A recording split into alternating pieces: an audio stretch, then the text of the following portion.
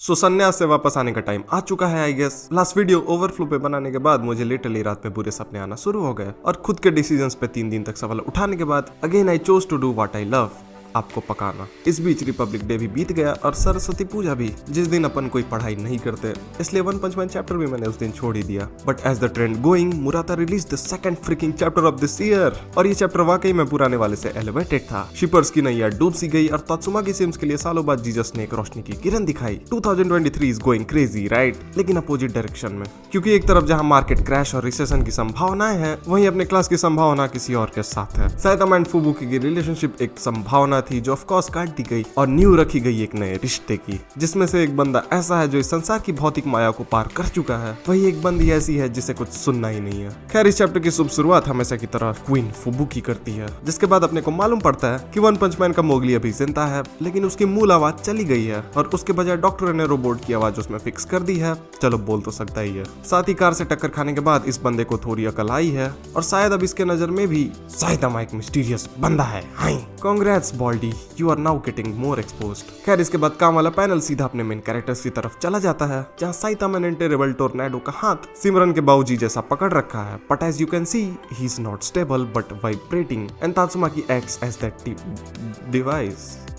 कुछ नहीं।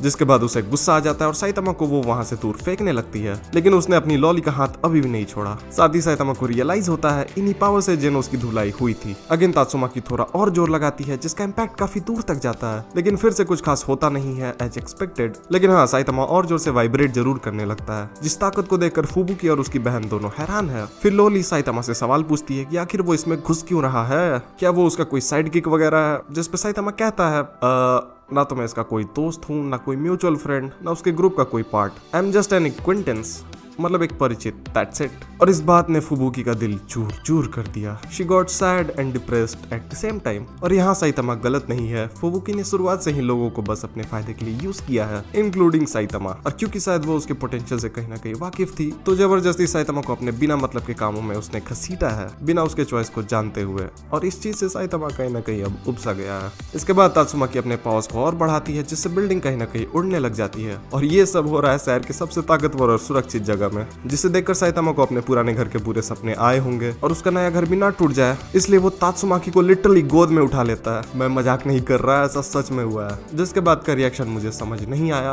पर अच्छा लगा। जिसके बाद साइतामा उसे लेकर ऊपर उड़ जाता है। तात्सुमाकी अभी भी हैरान है। बाय द वे, ये पैनल मुझे कहीं ना कहीं सुपरमैन और लुइस के कॉमिक पैनल की याद दिलाता है। आई मीन, ये तो नहीं होगा इसके बाद, पर फिर भी। जिसके बाद बिल्डिंग के थोड़े से पार्ट क्रैश होने के कारण कुछ टट्टू मॉन्स्टर छूट जाते हैं और हीरोज के रूम की तरफ चले जाते हैं। और इसके बाद जो उनकी फटी that was funny. And here the chapter ends. I was scared initially. कुछ कमाल की चीजें इसमें जरूर हुई थी, लेकिन फिर भी मुझे संदेह था कि मैं एक वीडियो लाइक माल इसमें से निकाल पाऊंगा भी कि नहीं। बट ये I did it. 3 मिनट की वीडियो बनाने में इतना हालत खराब क्यों हो जाता है यार। Hopefully next video Crunchyroll पे होगी। तब तक के लिए see ya, sayonara. This is Saket from An Enthusiast. Peace out.